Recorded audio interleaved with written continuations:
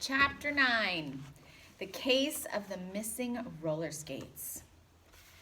Between 9 and 9:30 on Tuesday morning, Sally Kimball's roller skates disappeared from the waiting room in Dr. Vivian Wilson's office. Sorry, I had to picture my eye. Okay. And where was Encyclopedia Brown? Boy detective? He was not 10 feet away from the scene of the crime. He was sitting in a chair with his eyes shut and his mouth wide open. That's kind of a funny picture. Sitting in a chair, eyes shut, mouth wide open. Oh, do you think you know where he is? In a way, he had an excuse. Dr. Wilson was pulling one of Encyclopedia's teeth. There you go. Eyes closed, mouth wide open. Sitting in a chair. There, said Dr. Wilson. He said it cheerfully, as if he were handing Encyclopedia an ice cream cone instead of a tooth. Ugh, said Encyclopedia. Dr. Wilson said, all right, hop down from the chair. Encyclopedia hopped down and put the tooth in his pocket. He was going to give it to Charlie Stewart, who collected teeth and kept them in a floured cookie jar.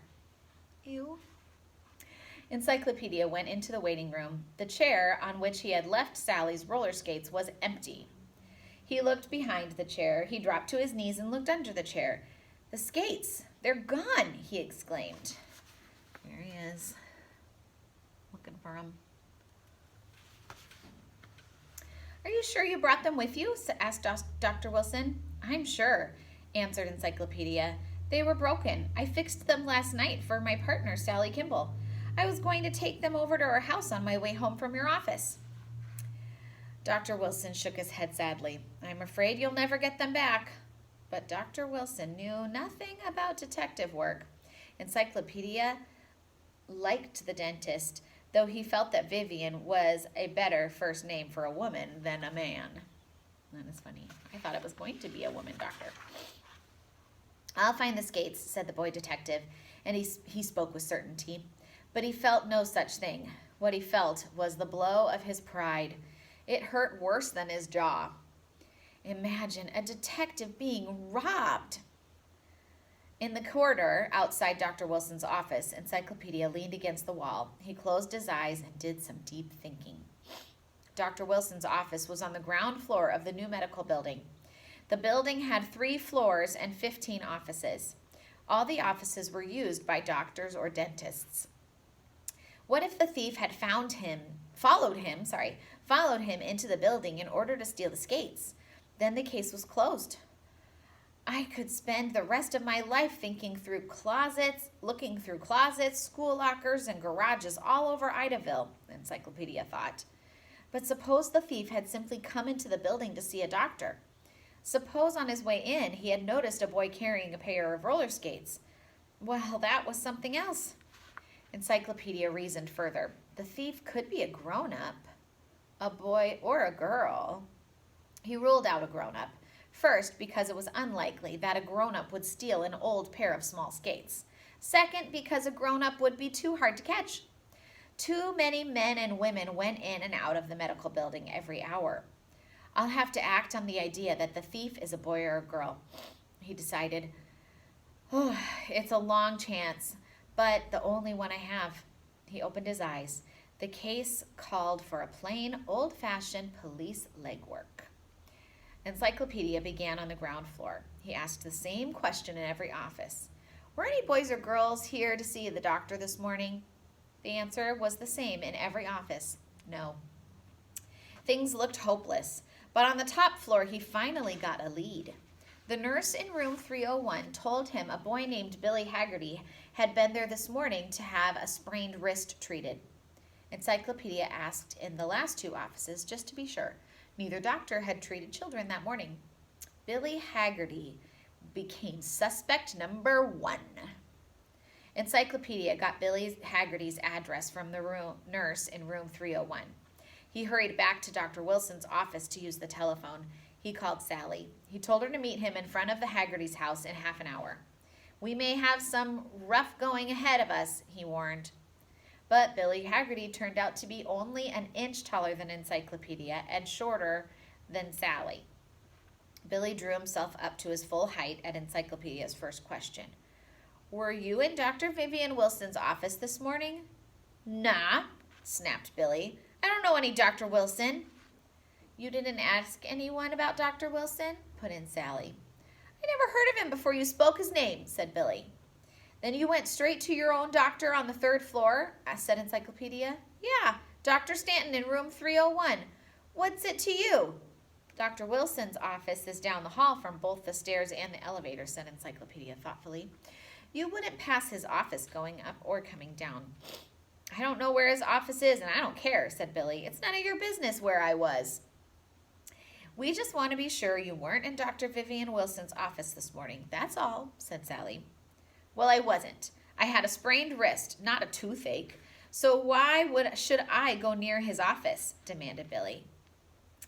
I don't like snoopers. What are you after? A pair of roller skates, said Encyclopedia. Do you mind returning them? You've given yourself away. Ooh, so what gave Billy away? Did you hear it? Find the right page. Here's the solution. Billy Haggerty said that he had never heard of Dr. Vivian Wilson and that he didn't know where his office was, but he knew too much about him. He knew that Dr. Vivian Wilson was 1, a man, not a woman, and 2, a dentist, not a doctor. When he was tripped by his fibs, or his lies, Billy returned the roller skates to Sally. And we're going to do the last chapter right away. So this is chapter 10. The Case of the Champion Egg Spinner. Egg spinner. Mr. O'Hara made the biggest and best chocolate ice cream sodas in Idaville. He used a double heaping of ice cream in each and every one. Encyclopedia went to Mr. O'Hara's drugstore on hot afternoons. When the detective business began to pay off, he went there on cool afternoons too. But he never thought he would one day solve a case sitting at Mr. O'Hara's soda fountain. People who sat at Mr. O'Hara's counter ordered a soft drink or ice cream. Sometimes they ordered both. Nobody ever brought his own food. But one Sunday, a boy about 12 years old came into the drugstore carrying an egg. He put it on Mr. O'Hara's counter. Encyclopedia was surprised. He had finished his soda, but he sat and watched the boy with the egg. He was even more surprised when the boy spun the egg on the counter. Still practicing? Mr. O'Hara asked the boy. The boy smiled as if he owned the whole world. Just keeping my touch. I've got a big match tomorrow. He gave the egg another spin. He's good, thought Encyclopedia. He really knows how to spin an egg to keep it going. The boy ordered a chocolate soda with a triple helping of ice cream. That cost 10 cents extra. Mr. O'Hara made the soda. He placed it before the boy. He did not see the egg spinning toward the glass till it was too late. The egg knocked against the glass and spun away. It dropped out of sight on Mr. O'Hara's side of the counter. Mr. O'Hara looked down. That's the end of your egg. I'm sorry. Forget it, said the boy with a grave wave of his hand. A grand wave of his hand, sorry. I have to use another egg in the spinning match tomorrow anyway. I'd better sweep up the mess, said Mr. O'Hara. He walked to the back of the drugstore. Encyclopedia left 25 cents on the counter to pay for his soda. Would that be nice if things were that cheap still? As he went out the door, he saw Mr. O'Hara returning with a broom and a dustpan. Encyclopedia rode home slowly on his bicycle. He stopped to look at the stuffed mountain lion, Mr. Ekstrom. Oh, Mr. Ekstrom, the taxidermist. We know Ekstroms. Had just put in the window of his shop. The boy detective was in no hurry. It was Sunday, and the Brown Detective Agency was closed. As he turned the corner on Rover Avenue, he saw that something was up. Bicycles were parked on the lawn in front of his house. Just about the whole gang was sitting waiting for him at his garage. He made out Jody and Billy Turner, Charlie Stewart, Herb Stein, Pinky Plummer, and Sally. They looked as happy as 6 flat tires. Are flat tires happy? No, because they're flat. Sally greeted him. The boys need your help, she said. With what? With Eddie Phelan, said Charlie Stewart. His egg beats everything. Who is this Eddie Phelan? Asked Encyclopedia. A human egg beater? Stop being silly, said Sally. Eddie is the champion egg spinner, explained Pinky. He keeps his egg spinning longer than anyone else's. The boys think he's doing something secret and unfair to win, said Sally. Ah, you fear foul play, asked Encyclopedia. Be serious, cried Sally. Eddie won everything at the last match. Pinky's glove, Jody's bat, Charlie's hockey stick, Billy's magic set, and Herb's jackknife.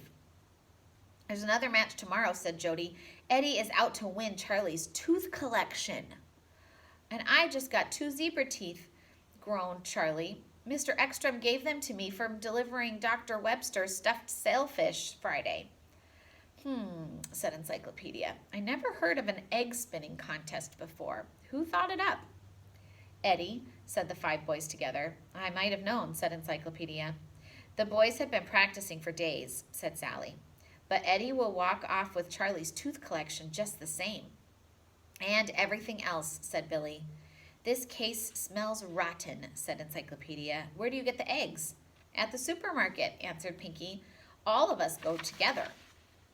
How do you know the egg Eddie got at the supermarket will be the one he uses tomorrow? Each boy picks an egg, said Pinky. He marks it with a pencil and gives his egg to another boy. That way we know no one can change an egg before the match. Who marked Eddie's egg? Asked Encyclopedia. I did, said Charlie. I made a double X on it. Tomorrow you'll have to signal to me, said Encyclopedia, before you start spinning. If the egg is the one you marked, raise 1 finger. If it isn't the one, raise 2 fingers. Got it? Got it, said Charlie. Now, where and when does the match take place? Behind the school at 9 in the morning, said Jody. I'll be there, said Encyclopedia, starting into the house. The boys and Sally felt let down. They had expected Encyclopedia to solve this case right away. Oh, stop worrying, Encyclopedia called to them. I have a pretty good idea why Eddie always wins. The next morning, when Encyclopedia reached the schoolyard, Sally rushed to meet him. She was breathless. I thought you wouldn't get here in time, she said. I couldn't find one of my sneakers, the boy detective said, looking around him. Sure enough, Eddie the champion was the boy he had seen at the drugstore. The case of the champion egg spinner is cracked. Ha ha ha, Encyclopedia said mysteriously. Eddie was smiling as he fingered the floured cookie jar that held Charlie's collection of teeth. Against the teeth, Eddie was putting up a football uniform. It was a better prize than 53 teeth, Pinky's youth science kit, Jody's rubber boots, Billy's fishing pole, or even Herb's old telescope. The match is going to start, Sally told Encyclopedia. Eddie and Charlie got down on their knees. The spinning field was smooth marble slab under the statue of Thomas Edison. Each boy handed the other his egg. Eddie hardly glanced at Charlie's, but Charlie peered at the champion's egg a long time. He turned it over slowly, then he held up 1 finger. Eddie hadn't changed eggs. He was using the one Charlie had marked. Ready? Asked Eddie, smiling. Do something, fast, Sally whispered to Encyclopedia. Get set. So here they are. Getting ready for the egg spinning competition. Excuse me, said Encyclopedia, is this a contest of skill alone? Huh? said Eddie. Why, of course. Then you won't mind changing eggs, said Encyclopedia. Let Charlie have your egg, and you take his. The boy who spins his egg the longest wins the match. Eddie's smile disappeared as fast as pancakes on Sunday's breakfast. His hand closed quickly over his egg. Are you saying someone's cheating? He demanded. Not that it's any of your business, but Charlie knows this is my egg. It's the same one he marked. Of course it's the same egg, said Encyclopedia, but with one big difference that nobody can see. So what's the big difference? Do you have a guess? This is the last solution. Mr. O'Hara, so go back to Mr. O'Hara at the drugstore, had given Encyclopedia the clue to the mystery. Remember how Eddie's egg had fallen off the counter onto the floor? What had Mr. O'Hara said? Not, I'd better clean up the mess. He said, "I'd better sweep up the mess." He had not fetched a towel or mop. He had fetched a broom and a dustpan. This told Encyclopedia his egg had broken into pieces. He realized that the egg was a hard-boiled one. Ooh. And a hard-boiled egg will spin longer than an uncooked egg every time. Eddie had to use another uncooked egg against Charlie, and he lost the match. Charlie agreed to give back Eddie's football uniform if he would return the prizes he had won at the earlier matches. The ex-champion returned the prizes. So there you go. There is Encyclopedia Brown, Boy Detective. That was kind of a fun one. I liked how you got to figure out how he had solved the mysteries. That was kind of cool. All right, see you later.